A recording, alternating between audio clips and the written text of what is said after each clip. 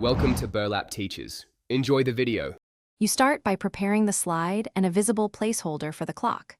Once done, enable the Developer tab so you can add active content and insert a text box or shape where the time will display. You do this now because static text won't update. The placeholder is the target for code or an add-in. Make sure the box is sized and positioned precisely, since that visual frame determines legibility and animation behavior later in the process. You now choose implementation, code, or add-in.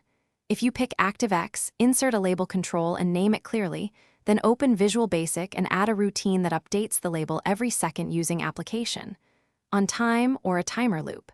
If you choose an add-in, install it, allow permissions, and bind it to your placeholder. You should test updates in slideshow mode because the editor view won't always run timers. Make adjustments to font, color, and refresh interval for clarity. You finish by running the presentation and confirming the clock updates continuously. If you used VBA, save as a macro-enabled presentation. PPTM and ensure macro security settings allow your code to run. If you used ActiveX, enable ActiveX controls. Make sure fonts and size remain consistent across displays. If the clock fails, check that macros and ActiveX are enabled and that the add-in is installed. One key troubleshooting tip is to test on the